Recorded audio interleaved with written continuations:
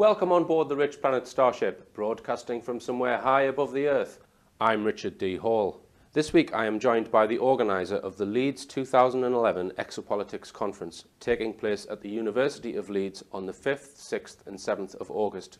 He has managed to garner an incredible list of speakers from the UK and worldwide, some of whom have been on this show. Here to discuss the conference, I'd like to welcome on board the starship for a second appearance, Anthony Beckett. Welcome, Anthony. Hi, Richard. Now then, before we start talking about the conference, you helped me out with a little piece of evidence that I had from an animal mutilation case. Now, those who aren't aware of animal mutilation, it's a phenomenon which is worldwide, and this is where animals are found with strange surgical injuries on their bodies. And it was reported to me that there was a mutilated deer only 35 miles from a mutilated horse, which are reported on extensively on this show. Now, discovered next to this deer's body, I'm going to show some images of this deer, and they are quite disturbing for those who are sensitive to this kind of thing. You know, look away now. But next to the deer, there was this strange bright yellow jelly substance, and the chap who found the deer thought that this might be significant. He thought it might have been something that was used, an ointment or something like that, in the mutilation attack.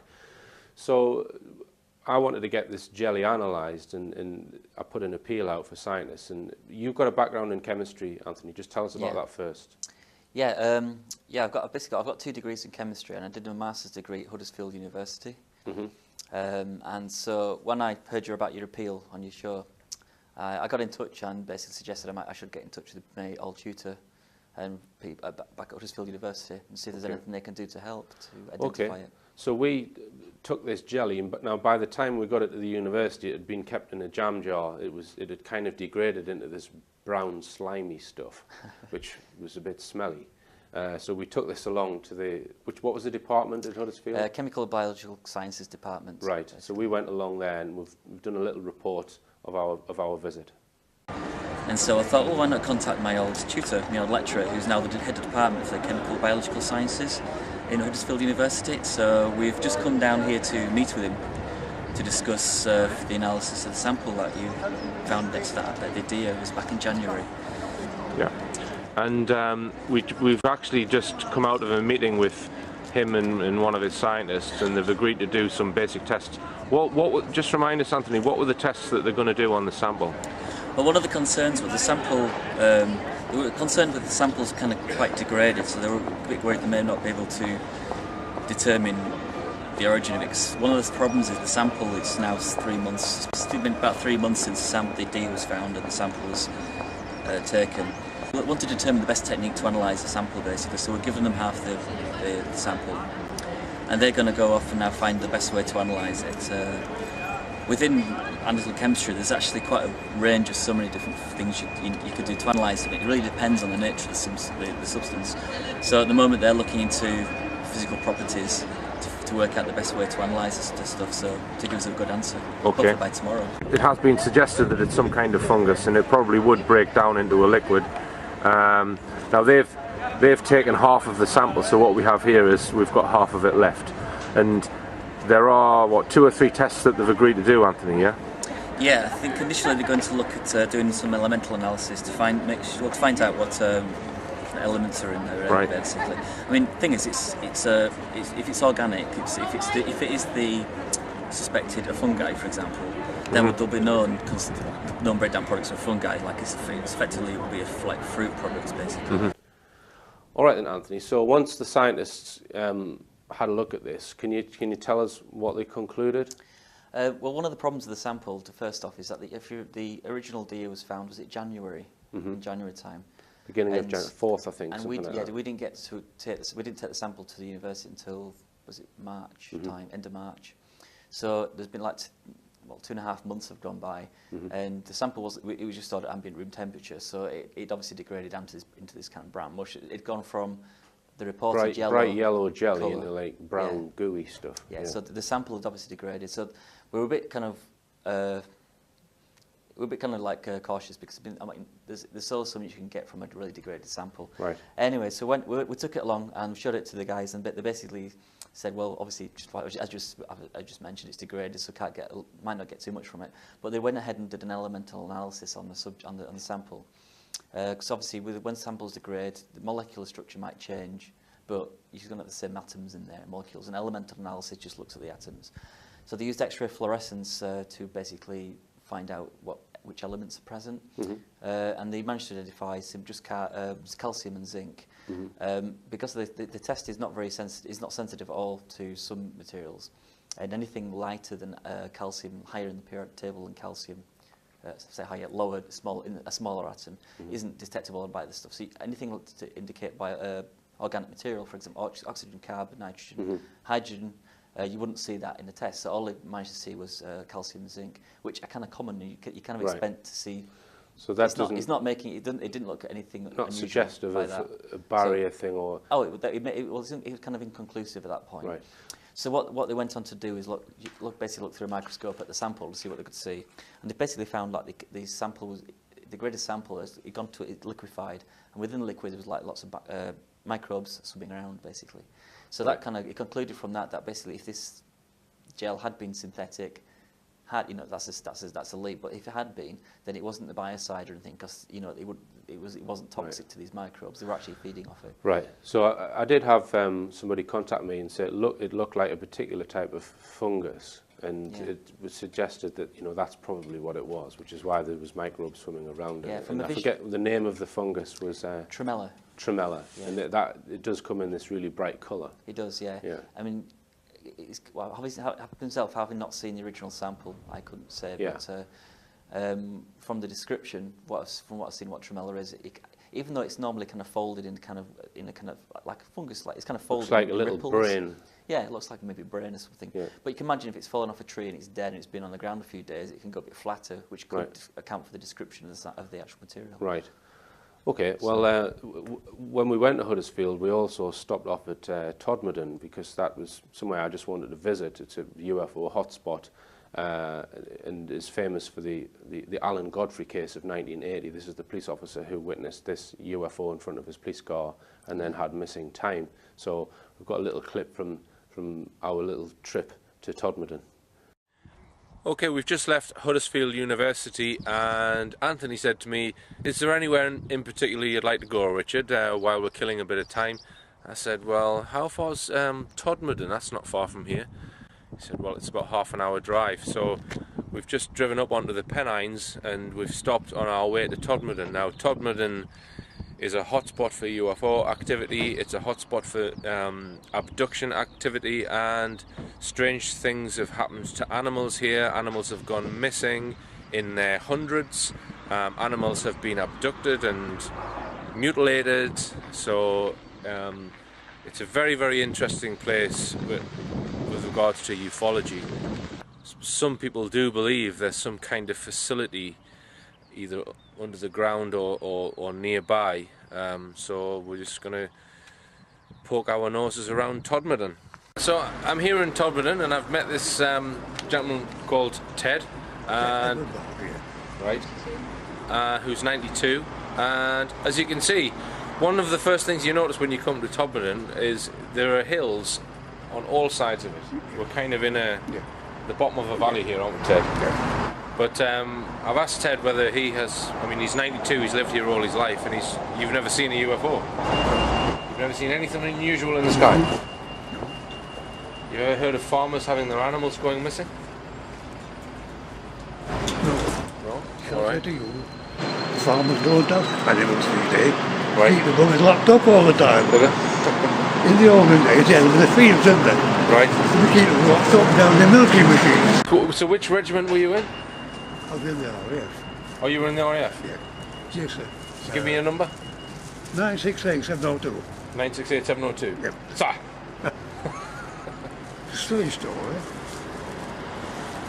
The Beagle came in 1939. Fully all trained in the fighting force.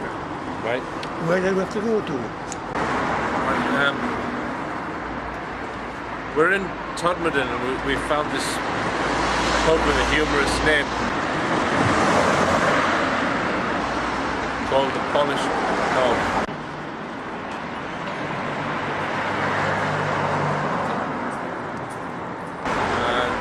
going to go in there and see if we can find any alien abductees.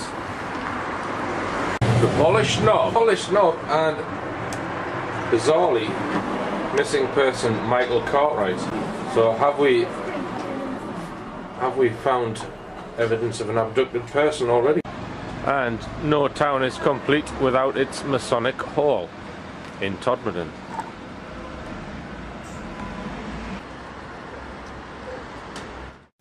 Okay, Anthony, now we want to talk about this conference that you've organised, which is taking place on the 5th, 6th and 7th of August at Leeds, at the University of Leeds. And there are a whole range of speakers spread over 3 days. Now, first off, exopolitics is a bit of a mouthful, and I'm just going to read out a definition that I've got here, just to explain to people what it is. Exopolitics is an interdisciplinary scientific field with its roots in the political sciences that focuses on research, education and public policy with regards to the actors, institutions and processes associated with extraterrestrial life, as well as the wide range of implications this entails through public advocacy and newly emerging paradigms. Now, could you not just call it a UFO conference? I suppose it's a little bit more advanced than a UFO conference. Right. I mean, you could take UFOs out of it and you still got exopolitics. Right, so exopolitics is more wide-ranging than just UFOs. This definition that I've read is from Dr. Michael Saller, who I think he was the first one to coin the phrase exopolitics. Exo meaning outside of, and politics, well, we all know what politics is. So it's the politics of between Earth and somewhere else, I guess.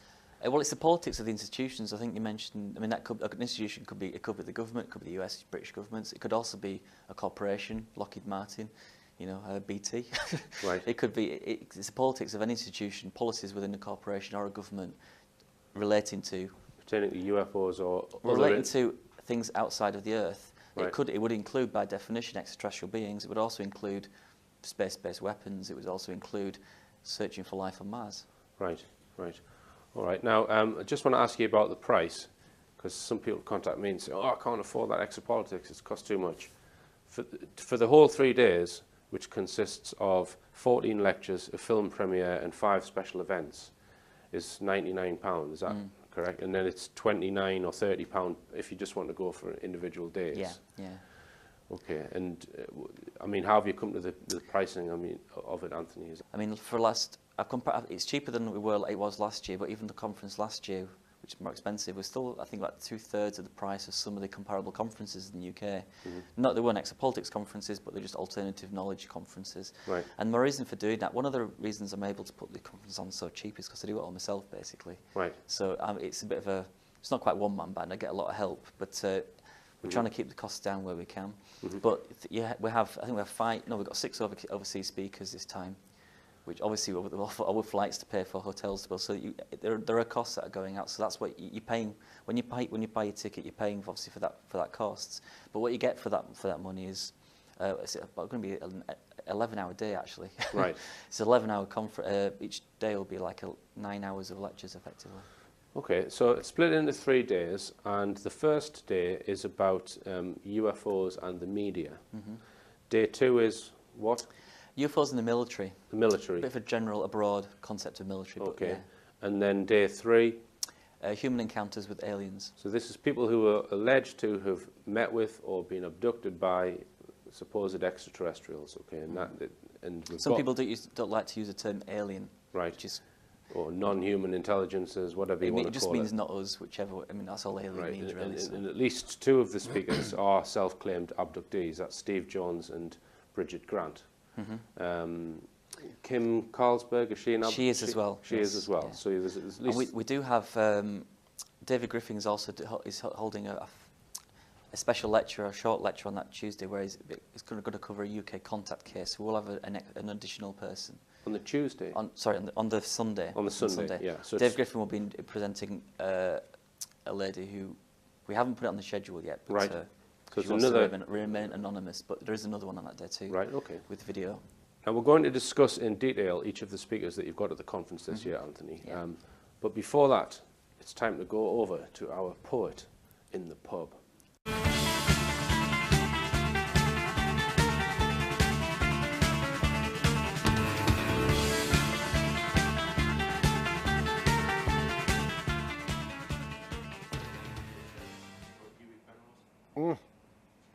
Here's one about hemorrhoids.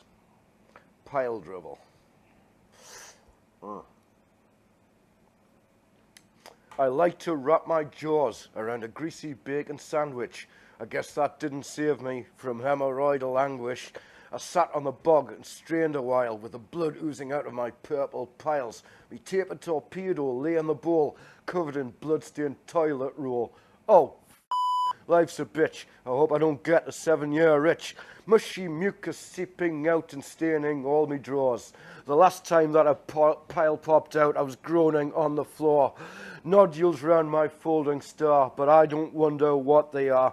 I find my commode and turn the page as I await preparation H. Oh, a body twitch. You don't get bumps on a cricket pitch. It's such an oddity, this proctology. An arsehole ain't tautology. Open sores on me lifeboat hanger. It feels like somebody's lit a banger. Me turtle slipping past the puss. To be honest, I get a little buzz. Oh, it's such a pisser. I hope I don't get a rectal fissure. I hope I don't get an anal stricture. Piles are awful. Get the picture?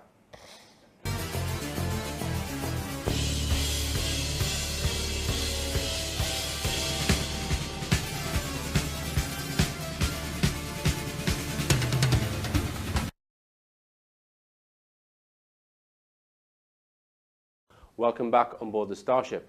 Now, before we continue talking about exopolitics, I've got a few announcements to make. I featured on the show a few weeks ago Dave Hodrian, who spoke about a particular UFO sighting where a lady shone a laser beam into the sky. It was a green laser beam, and she then witnessed this UFO. And I've had various people contact me saying that this is a very unwise thing to do because it shines in pilots' eyes and makes them crash the plane and this kind of thing. So if you're going to shine a laser pointer into the sky, make sure first that there are no planes about. Okay, second announcement. Over the last few years, I've been involved in making the RichPlanet series on UFOs and related subjects. Now, up until now, these products have only been available to buy from the richplanet.net website. But for the first time, you can buy these products in a real shop. That is, if you live near Consett in County Durham. The computer retailer Media Monkey on Station View, Delves Lane, Consett is selling the DVDs. And they are also a good source for computer consumables, repairs and that kind of thing. Okay, so that's the plug over with. Now, I'm currently speaking at venues around the UK in the An Evening on Board the Starship 2011 tour, and I am looking for venues around the UK. The criteria for the venues are that they must be free of charge, they must have at least 100 seats, and there must be a bar. And I'm looking specifically for venues in the southeast of England and Scotland. So if you know of any venues anywhere in the UK that you can suggest that fit that criteria, then please get in touch with me via the richplanet.net website. Back to Anthony. Now, Anthony, we were talking about the Exopolitics conference, and you were mentioning that David Griffin is going to be talking about a contact case or an abduction case. And you were just telling me off camera there that there's footage of this that you're going to show at the conference. This lady's husband is in the security business, and so rigged the house with cameras, and they captured some footage. Some footage has actually been released, leaked onto the internet. I don't know how that happened, but so I mean, can you see a being in this footage at all, or what's? No, tell us. there are no. It doesn't say beings, but what you do see is what happens to the abductee during the abduction. We look forward to that. So that's going to be on day 3 of this conference. That'll be on the Sunday, yes. Right. And where can people get the tickets? You could possibly pay on the door actually, but depending on how popular it is, but it's probably worth booking in advance. So you can buy the tickets through the website or through the post. The details will be on the website. Okay. So day 1 of the conference is UFOs and the media, and I spoke on that subject last year. Now the first speaker is Robbie Graham, who his talk is entitled "A Hollywood UFO Conspiracy." What's that all about? Well, Robbie's actually doing a PhD thesis actually on the Hollywood's historical representations of UFOs. That's his PhD thesis. PhD, right? Yeah. Okay. So what his lecture is going to be is obviously based on that work. But he's asking the question: is there a conspiracy in Hollywood to tweak perceptions of aliens, UFOs, ET? Steer the public's perception of the truth, perhaps. That's the That's one kind of right. argument. Or is it the alternative? Is Hollywood simply producing what people are what they're interested in? Because right. Hollywood producers read the same kind of books we do, for example. Okay. So is there a conspiracy behind the manipulation of films which are made in Hollywood? Yeah. All right. Now the second speaker is Nick Pope, old Popey, and he's going to be talking about UFOs and the media. Yeah, that's right. Yeah, Nick writes for a few newspapers. I think he's probably independent, but he writes for the Sun newspaper. Writes for the Sun. And he's written for other newspapers, and I've seen him on TV a couple of times recently as well. So he's never. Have you? So mainstream TV. Mainstream TV. If only we could get on mainstream. I know. So he's got he's retired from the Ministry of Defence. He doesn't work on the UFO desk anymore, but his career is now in the media. So he'll be speaking about his experiences of that and what his views are of that. Okay. And then directly after Nick is myself, and I'll be talking about, the title of my talk is Seeing Through the PSYOPs. A PSYOP, for those who don't know, is a psychological operation whereby something is put in the media specifically, well, not necessarily the media, a whole range of things. The term media is quite broad in that context. Basically to steer the public's perception of reality. And it's my opinion that the UFO subject has been lied about by mainstream media for decades, and that if we are to get the truth and disclosure, that needs to be corrected. We need more truth in our media, basically, across a whole range of subjects, not just UFOs, if we're going to get honest disclosure. Okay, following on from me is Andrew Johnson, and his talk is entitled Strands of Disclosure. Now, I don't believe for 1 minute that Andrew Johnson thinks that the government is going to bring about disclosure. So no. What's that mean then, strands of disclosure? What Andrew's going to be covering is basically, I guess, a recent history of things like sightings, cases, reports, as well as whistleblowers from within, say, Black Ops or astronauts, that kind of thing, and the kind of evidence that they present with, in relation to UFOs. Because, like, as you say, Andrew, I probably agree that Andrew is unlikely to think that David Cameron's going to come up tomorrow and say, yeah, ETs are real. But on the background, things are happening and the government has to respond. So the idea is, the concept there is what is driving disclosure, and Andrew's going to be presenting evidence coming out of.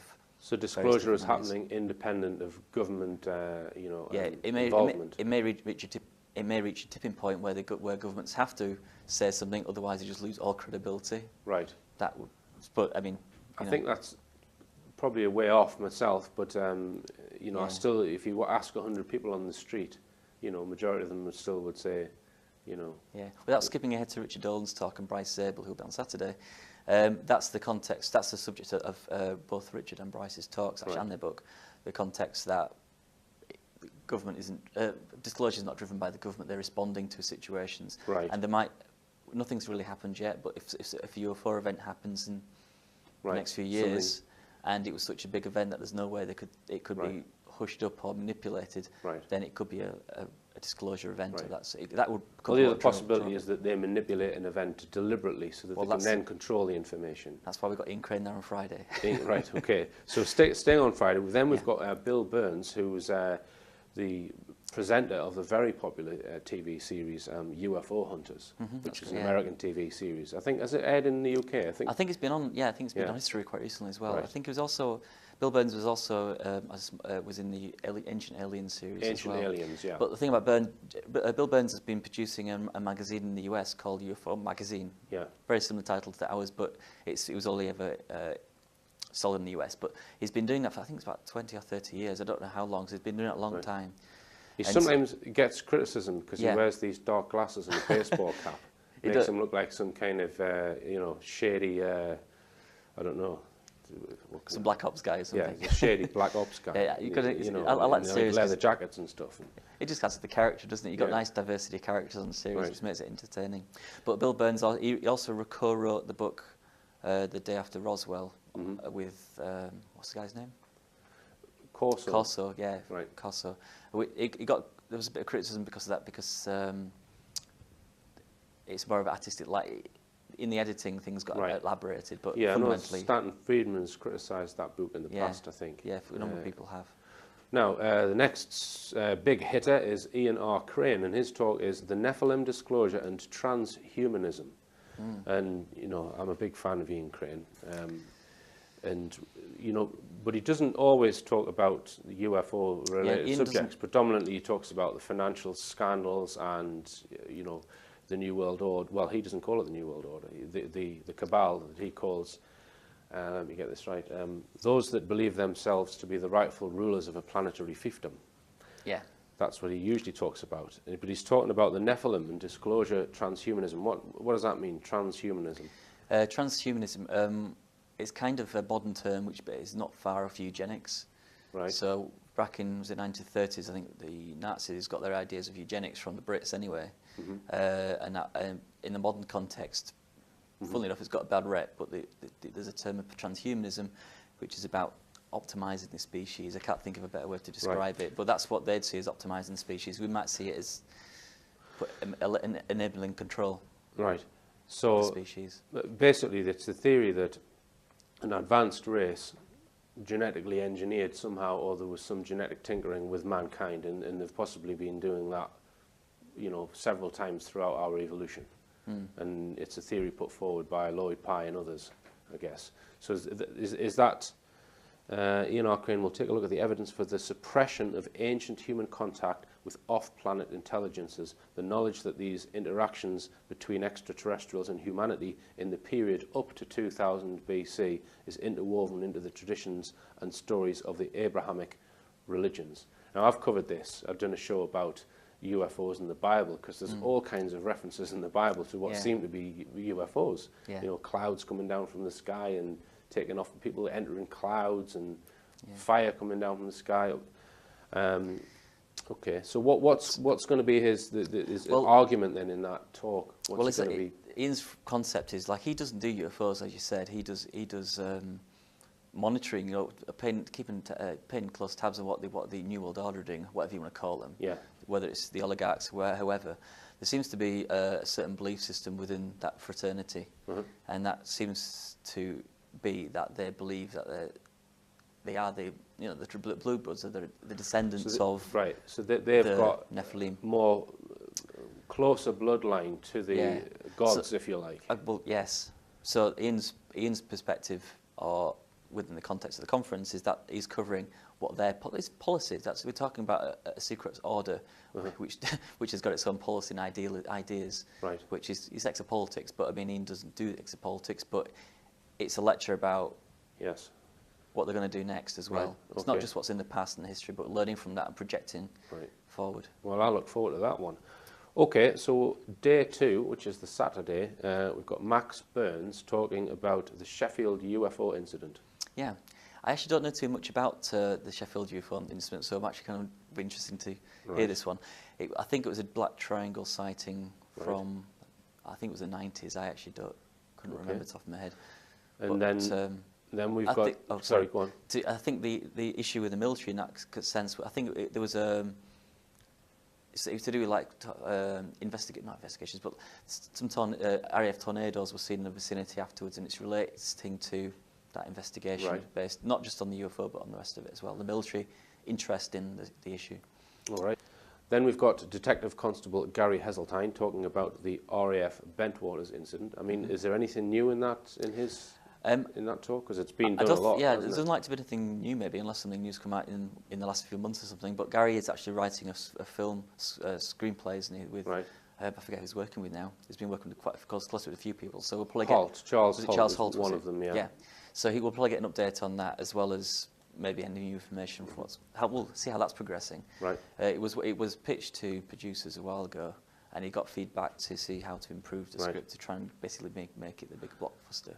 So that kind of fits quite nicely into the theme of media as well, doesn't it? But bit of a crossover. I think he's been lying low a little bit because he got into trouble from the police for actually, you know, doing certain investigations within the police on UFOs. So I don't think he's too far off retirement, actually. So I think he's probably going to be looking to do more work in the UFO field when he retires. Following Gary's talk is my film premiere, which is all about the Berwyn UFO incident and basically the cover-up which followed it. I don't want to say too much about it, other than that there was a cover-up and the military were involved. Okay, next, Richard Dolan. Yeah, Richard Dolan has been to all three of our conferences now this time, and this time he's going to be talking about the secret space program. Richard is a historian, and he's been writing basically a trilogy of the history of the national security state in America's interest in the UFO phenomenon, and how they basically parallels. But in recent years, and he's writing the third volume now. Actually, I'll just pause there, Anthony. Okay. Right. I've just been to the Starship Library to get Richard Dolan's book, UFOs and the National Security State, and it's some work. Actually, this has got a green cover on it, so you'll probably see straight through it. But yeah. Yeah, that's the second volume of his trilogy, actually, and his third one's still in progress. It covers 1973 to 1991, and his first one is earlier it's than 47 that. From the creation of the national security state in 1947. And it's, they pretty much catalogue every major UFO incident throughout history, basically. Yeah. So yeah, one of the things that have come out of his work, Richard's work's kind of the foundations of basically of exopolitics and UFOs, because without people like Richard doing that kind of documentation of the actual recorded history, you can't hope to kind of like make I guess leaps or policy defining. Yeah, I mean, you've got one thing you have to point out about Richard Dolan is he is a historian. Yeah, that is his profession. Yeah, so this is it's really is definitive. Really, I would imagine. Okay then, Anthony, we're going to go for another short break, and we're going to continue talking about Richard Hoagland and Steve Jones and others after this.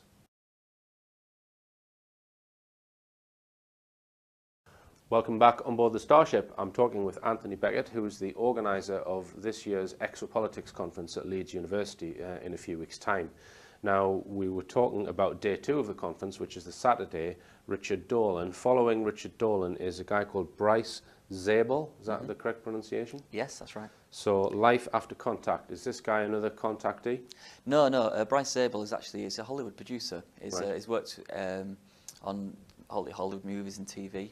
He worked with Steven Spielberg on the TV miniseries Taken, and he produced the TV series Dark Skies in the mid-90s, which was the one that, it was kind of set in the kind of 1950s, if you remember that one. So Bryce Zabel basically wrote, about a year ago, he contacted Richard Dolan, and they started communicating about a project, talking about a project they're going to work together, work on, end up writing a book together. And so the book was called After Disclosure. And sort of trying to forecast what life would be like, what changes will be made if UFO disclosure came about by governments. Yeah, it's kind of because the last thing humanity wants is to kind of go blindly into the future without actually considering what could happen in certain scenarios. So what these two guys have done is basically look at various scenarios, how disclosure could happen, how governments respond, how other organisations and corporations will respond just to.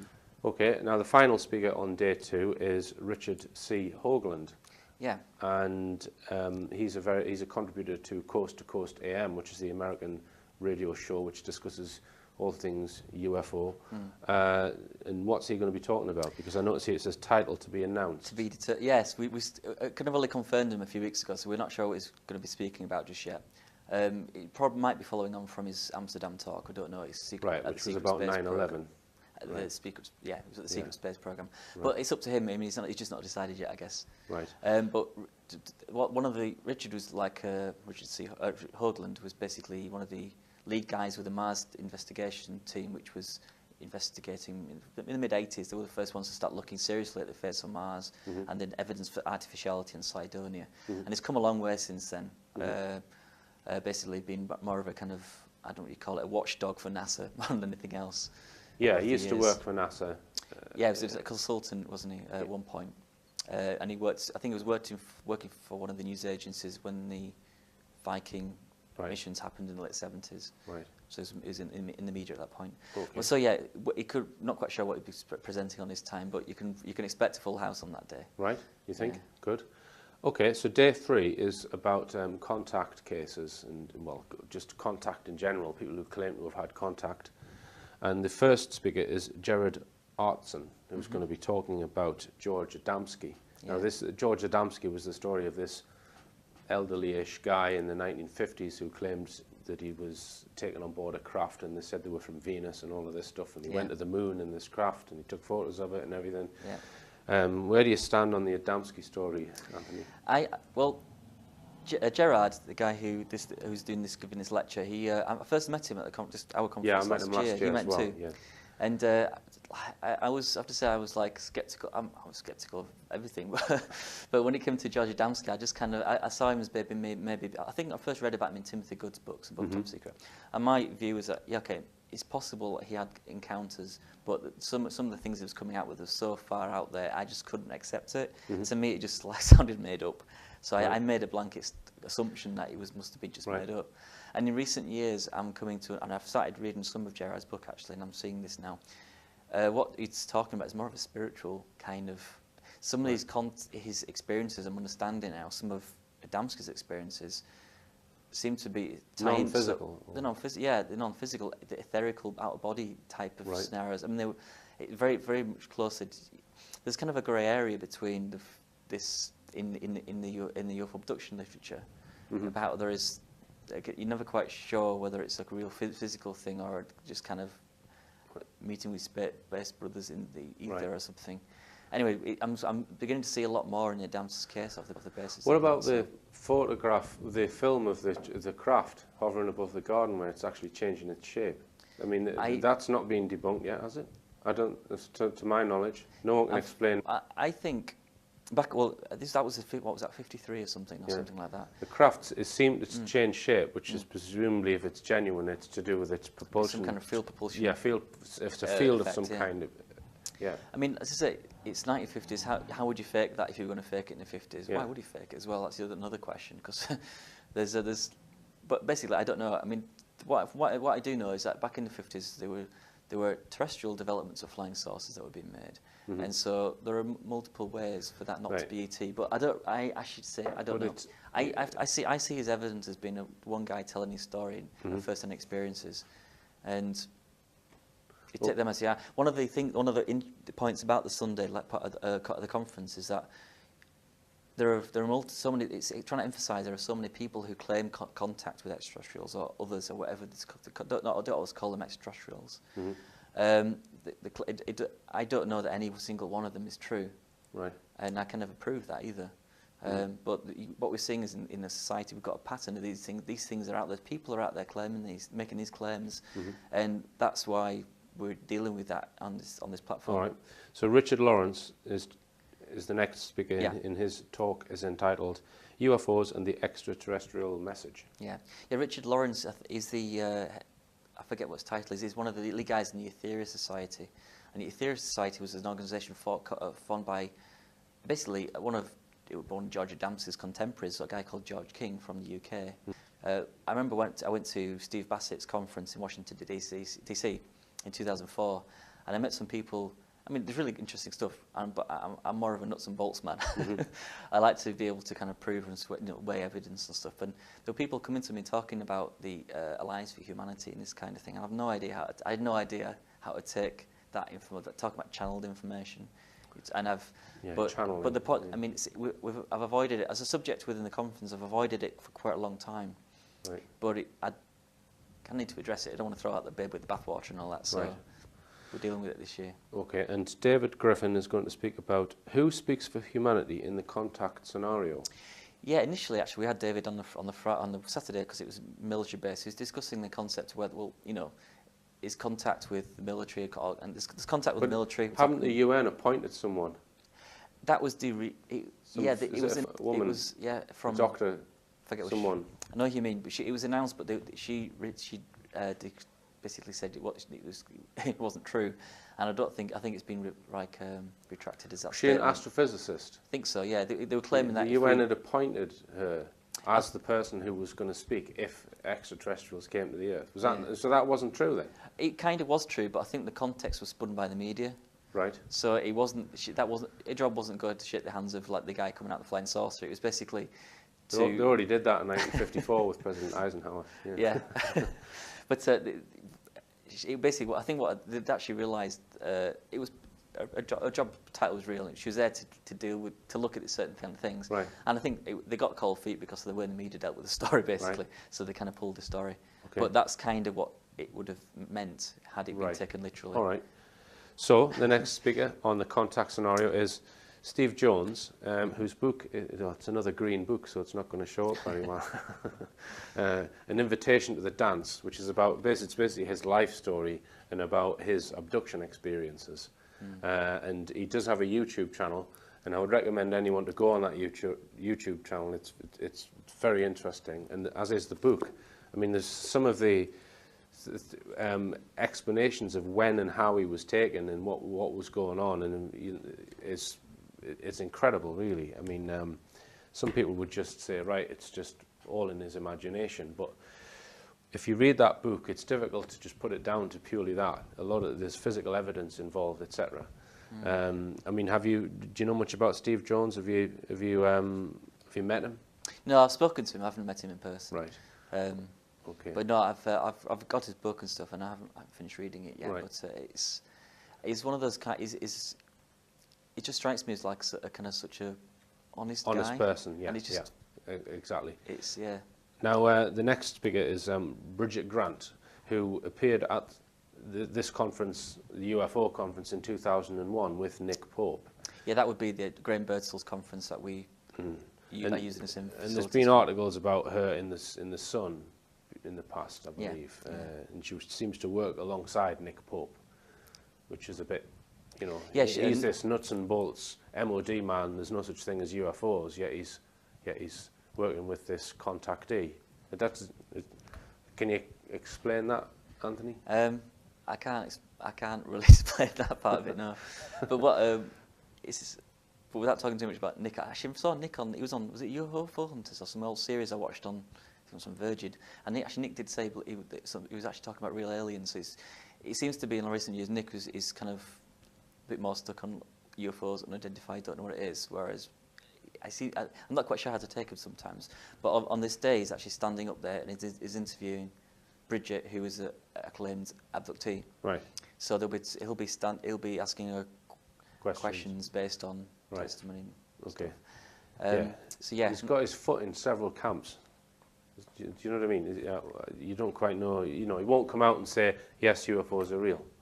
That he believes that. He just says things like, "We can't rule it out," and things like that. Anyway, the next speaker is Kim Carlsberg, Close Encounters, and what's she going to be speaking about? Well, Kim she's an author of 2 books now. She wrote about her own experiences, and it was actually illustrated by an artist with some really good illustrations. It was a really popular book, and within the community of people who are in the who basically are experiencers, there is a community of people out there and look out for each other's work. And this book was really popular, and it inspired a lot of people to be comfortable and confident about what their experiences are. So they might not be able to talk with the immediate family, for example, about their experiences, but there was a support network of people who could talk to and feel less weird with, basically, because it was it basically was empowering abductees, basically, and contactees. I mean, I've been given quite a lot of footage from Miles Johnson, Dave Hodrian, and is it Suzanne Summerscales? Joanne Summerscales. Yeah. They've filmed quite a lot of abductee testimony, and a lot of it's very moving, and it's quite harrowing, some of it. So some of that's going to be featured on this show in the coming months. And it's difficult to watch their testimonies and just pass it off as their imaginations. It really is, and you have to see it in order to make a judgment. Okay, so moving on to the final speaker, who is like Mr. Disclosure, Steve Bassett. Disclosure: who, what, why, when, where, and how. Yeah, it's a bit of a vague title. Right. Steve is an advocate for disclosure by governments. I think he stood in the elections in Maryland to try and he got on the ballot for elections in Maryland. So he stood on the ticket of UFO disclosure, but he didn't get elected, though. No, it's just an odd little, one of those little weird things that happen. I think it was actually at the time of the elections and the canvassing, and there was what they call the Beltway sniper, and so that took all the media off him. Right. It's basically some, I don't know the story, but basically some high-profile shooting incident by some sniper taking pot shots at people. Just happened to happen when he was doing really well. All right. So it didn't get coverage. He was at the 2001 Disclosure Project conference. He was there, I think. I remember seeing him on the film. He was involved with that project, actually, with Greer. Yeah. But since then days, I mean, what happened there with the Disclosure projects, Greer, 9/11 happened basically, and they kind of went their separate ways and focused on other angles. Steve Bassett in 2004 put on his first X conference, which was the first Exopolitics conference, and that was in Gettysburg near DC. And I think it was last year, it moved to the centre of Washington DC for the first time. So Steve Bassett's been he's one of the lead advocates for disclosure and exopolitics to be taken seriously as a subject. And so in his talk, obviously he's going to be covering what's happened in the last, recent history within disclosure. What could drive disclosure. And he campaigned. He used to get people to send faxes to the White House. Yeah, the fax on Washington. Please stuff. Tell us about the truth about UFOs, Mr. President, and fax that. The argument being, like, if you get them en masse, but people start taking them not seriously, but they have to start paying attention and being representative to, representing their constituents, basically. He calls it the truth embargo, doesn't he? Yeah. I call it lies. Yeah. So he's kind of wanting to forgive them in a way, isn't he? He's kind of like, oh, come on, government, we'll be nice to you. We'll not call you liars if you tell us the truth about disclosure. It's like, okay, we're on our side. Yeah, it's like an amnesty. Like, we'll get an amnesty. That's a good word. It's like we'll let you off with this. Just come clean. It's fine. Yeah. One of the things that I'm trying to emphasise with this conference is the diversity of ideas, what people think disclosure is. I mean, the tagline for the conference is "This is disclosure." This is disclosure. I mean, Steve Bassett thinks disclosure is, with a capital D disclosure as he calls it, is Obama or Cameron standing up and saying, "Yeah, this ETs are here," whatever. Whereas Nick Pope contends that and says that disclosure won't happen like that. It's simply ongoing, always going to be happening through leaks in the media.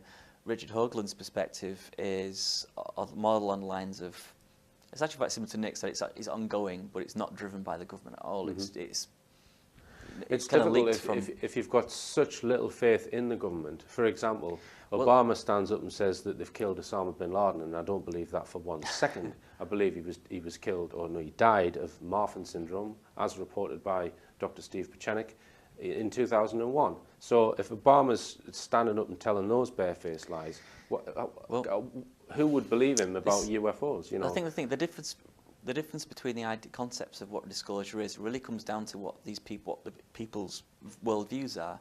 For example, if you believe that the most highest power in the United States is the United States government, then you're going to be doing what Steve Bassett does. You're going to be asking, you've been writing to your representatives within your state and then in the US government. However, if you think that there's more control, that corporations have got more power, you're going to be a little more cynical about what your government can do about it. And then there are those who... Military intelligence, you've got that as well, which is separate from government in many ways. Well, completely separate. It's like who was it? I forget one of the...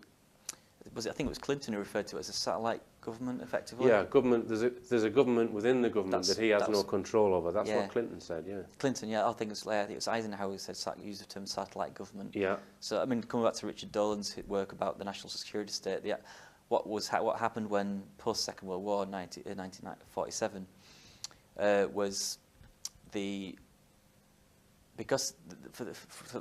there was an issue, obviously, with flying saucers in 1952 being seen over the DC, and people reported them. The military was seeing them, and it was regarded as the most highly classified subject, even higher than the H bomb, which was reported.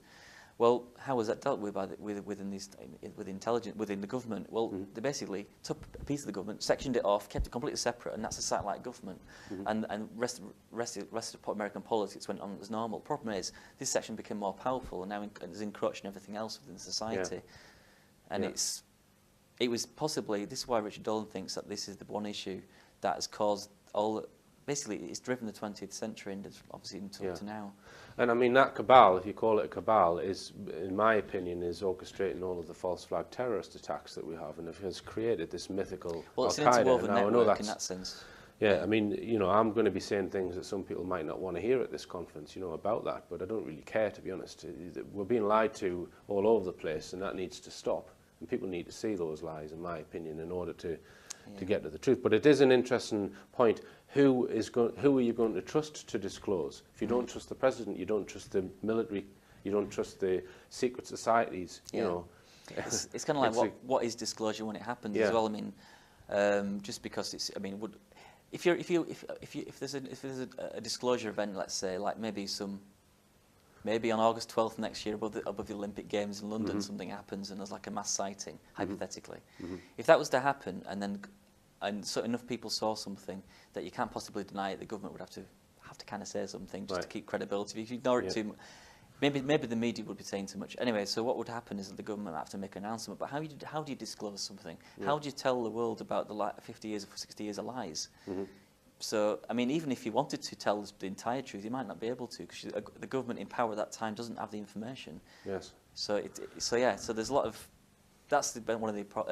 That's obviously one of the subjects we're going to be covering at the conference. Really. Okay, and it is the biggest issue on the planet, as far as I'm concerned. Okay, now where can people get tickets, Anthony, if they want to come to this event? Your tickets you're able to buy online, and the website is exopolitics-leeds.co.uk. But people have a problem spelling exopolitics, so if you just go to thisisdisclosure.com. Right, thisisdisclosure.com. Yeah, just click on the banner and you'll go straight to the website. Right. Okay, you can also pay, you'd have to pay online, all the details on the website. They're all there, okay. Yeah. Thanks very much for coming on board. Thank you, Richard. Thanks for having me. Telling us about you know, it is a fantastic lineup that you've managed to put together, and I know that you've put a lot of work in getting all of these people, the travel arrangements, accommodation arrangement. It's a lot of work, and you know, I'm really appreciative of that work, and also Rachel as well. Okay, so thanks very much indeed, Anthony, and it just remains for me to say, keep your eyes on the skies, keep your feet on the ground, and tell all your friends about this show.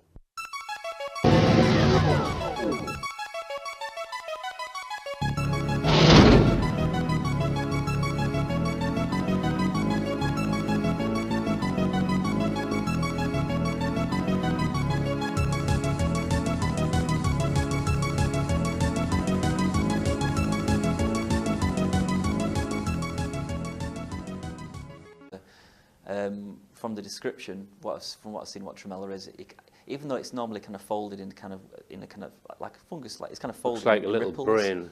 Yeah, it looks like maybe a brain or something. Yeah. But you can imagine if it's fallen off a tree and it's dead and it's been on the ground a few days, it can go a bit flatter, which could account for the description of the actual material. Right. Okay. Well, when we went to Huddersfield, we also stopped off at Todmorden, because that was somewhere I just wanted to visit. It's a UFO hotspot. And is famous for the Alan Godfrey case of 1980. This is the police officer who witnessed this UFO in front of his police car and then had missing time. So we've got a little clip from our little trip to Todmorden. Okay, we've just left Huddersfield University, and Anthony said to me, is there anywhere in particular you'd like to go, Richard, while we're killing a bit of time? I said, well, how far's Todmorden? That's not far from here. He said, well, it's about half an hour drive. So we've just driven up onto the Pennines and we've stopped on our way to Todmorden. Now, Todmorden is a hotspot for UFO activity. It's a hotspot for abduction activity, and strange things have happened to animals here. Animals have gone missing in their hundreds. Animals have been abducted and mutilated. So it's a very, very interesting place with regards to ufology. Some people do believe there's some kind of facility either under the ground or nearby, so we're just going to poke our noses around Todmorden. So I'm here in Todmorden and I've met this gentleman called Ted, and right.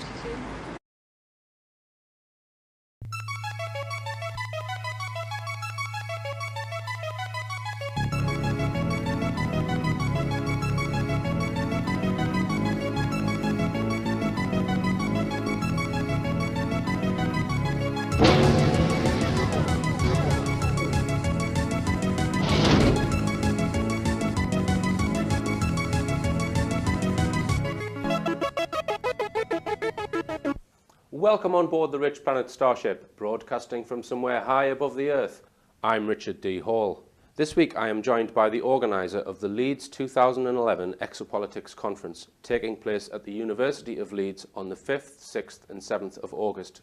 He has managed to garner an incredible list of speakers from the UK and worldwide, some of whom have been on this show. Here to discuss the conference, I'd like to welcome on board the starship for a second appearance, Anthony Beckett. Welcome, Anthony. Hi, Richard.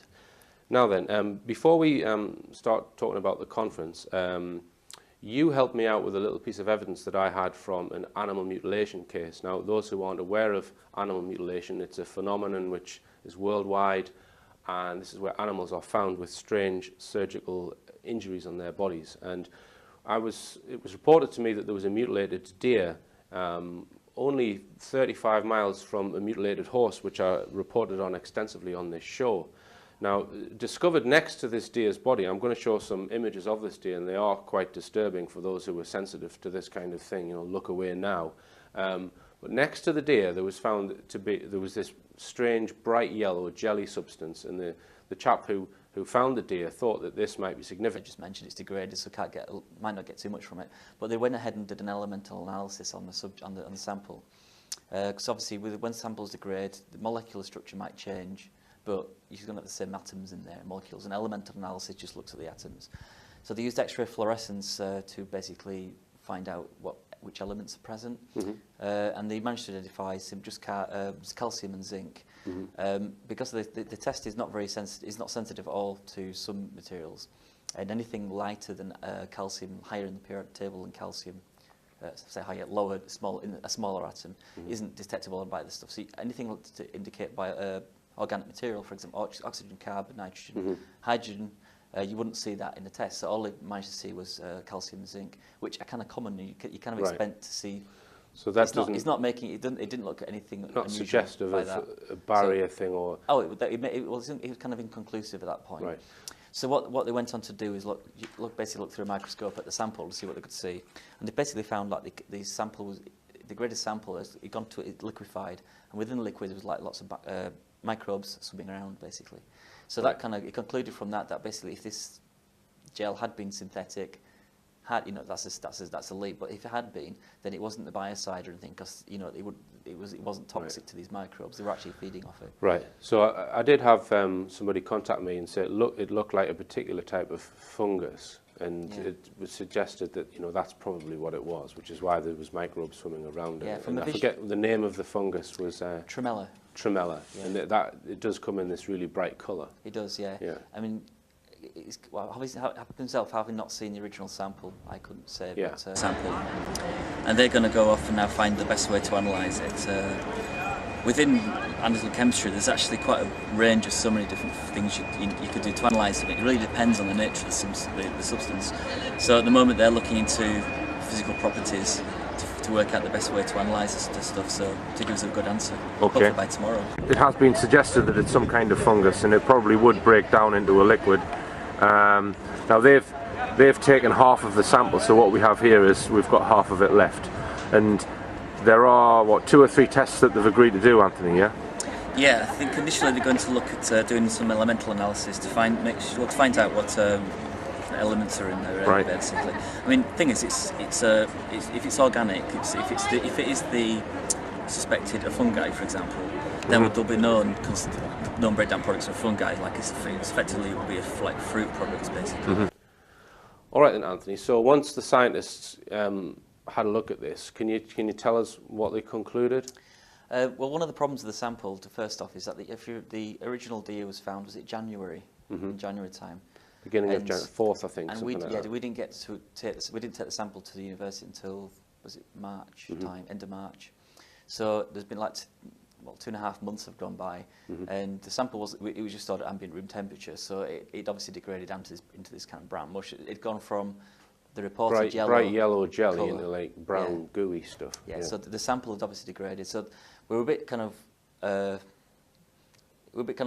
cautious, because there's so much you can get from a really degraded sample. Right. Anyway, so when we took it along and showed it to the guys, and they basically said, well, obviously, Again, he thought it might have been something that was used, an ointment or something like that, in the mutilation attack. So I wanted to get this jelly analysed, and I put an appeal out for scientists. And you've got a background in chemistry, Anthony. Just tell us about that first. Yeah, I've got 2 degrees in chemistry, and I did a master's degree at Huddersfield University. And so when I heard about your appeal on your show, I got in touch and basically suggested I should get in touch with my old tutor and back at Huddersfield University and see if there's anything they can do to help to identify it. So we took this jelly, but now by the time we got it to the university, it had been kept in a jam jar. It had kind of degraded into this brown slimy stuff, which was a bit smelly. So we took this along to what was the department at Huddersfield? Chemical and Biological Sciences Department. Right. Basically. So we went along there, and we've done a little report of our visit.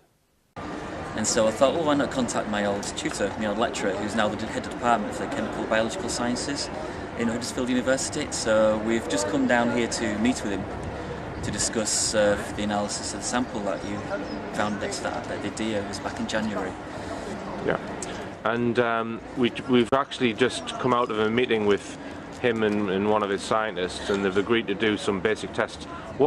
Just remind us, Anthony, what were the tests that they're going to do on the sample? Well, one of the concerns with the sample, they were concerned with the samples kind of quite degraded, so they were a bit worried they may not be able to determine the origin of it. One of the problems is the sample, it's now 3 months, it's been about 3 months since the deer was found and the sample was taken. We want to determine the best technique to analyse the sample basically, so we're giving them half the